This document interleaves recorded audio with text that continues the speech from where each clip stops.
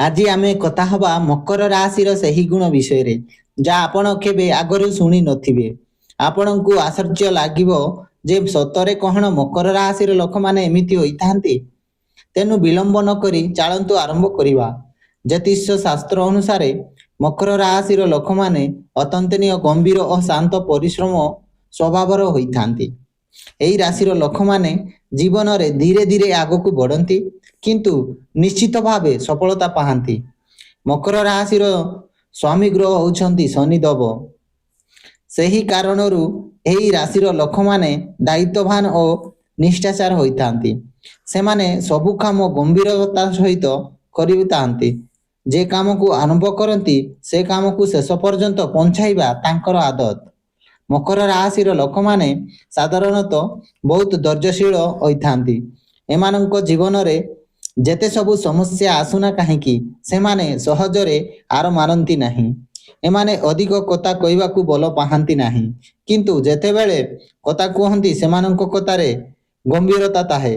ଏହି ରାଶିର ଲୋକମାନେ ବହୁତ ବୁଦ୍ଧିମାନ ଓ ବ୍ୟବହାରିକ ହୋଇଥାନ୍ତି। ସେମାନେ କୌଣସି କାମ କରିବା ପୂର୍ବରୁ ଭଲ ଭାବରେ ଭାବନ୍ତି। ସେହି କାରଣରୁ ତାଙ୍କର ନିଷ୍ପତ୍ତି ସାଧାରଣତଃ ଠିକ୍ ହୋଇଥାଏ।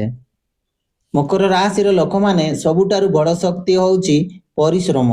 ସେମାନେ ଦିନ ରାତି ମେହନତ କରିପାରନ୍ତି। ତାଙ୍କ ଜୀବନରେ ଲକ୍ଷ୍ୟ ହେଉଛି ସଫଳତା ଓ ସମ୍ମାନ। ସେମାନେ ସବୁବେଳେ ଜୀବନରେ ଉଚ୍ଚ ସ୍ଥାନକୁ ପହଞ୍ଚିବାକୁ ଚାହାନ୍ତି।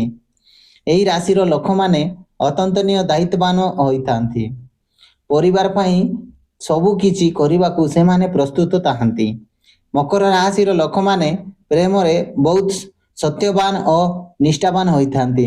ସେମାନେ ସହଜରେ ପ୍ରେମ କରନ୍ତି ନାହିଁ, କିନ୍ତୁ ଯେତେବେଳେ ପ୍ରେମ କରନ୍ତି ସେହି ପ୍ରେମକୁ ସମ୍ପୂର୍ଣ୍ଣ ନିଭାନ୍ତି।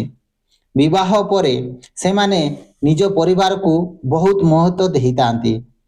ସେମାନେ ଚାହାନ୍ତି ଯେ ତାଙ୍କର ସଙ୍ଗୀ ସେମାନଙ୍କୁ ବହୁତ ସହଯୋଗ କରନ୍ତୁ।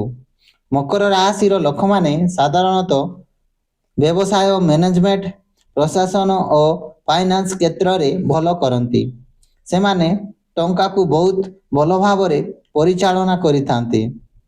ଏହି ରାଶିର ଲୋକମାନେ ଧୀରେ ଧୀରେ ଧନୀ ହୋଇଥାନ୍ତି, କାରଣ ସେମାନେ ଅପଚୟ କରନ୍ତି ନାହିଁ ଓ ସବୁବେଳେ ଭବିଷ୍ୟତ ପାଇଁ ସଞ୍ଚୟ କରନ୍ତି। ମକର ରାଶିର ଲୋକମାନେ ବାହାରୁ ଶାନ୍ତ ଓ ଗମ୍ଭୀର ଲାଗନ୍ତି, କିନ୍ତୁ ତାଙ୍କର ମନରେ ବହୁତ ଭାବନା ଲୁଚିଥାଏ।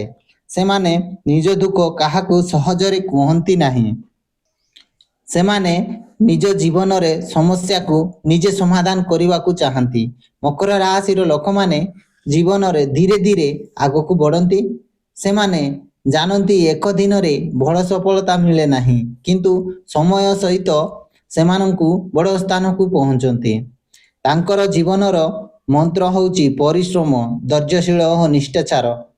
ହେଲେ ବନ୍ଧୁଗଣ, ପ୍ରତ୍ୟେକ ମଣିଷ ବୋଲି ମକର ରାଶିର ଲୋକମାନଙ୍କର ମଧ୍ୟ କିଛି ଦୁର୍ବଳତା ଥାଏ।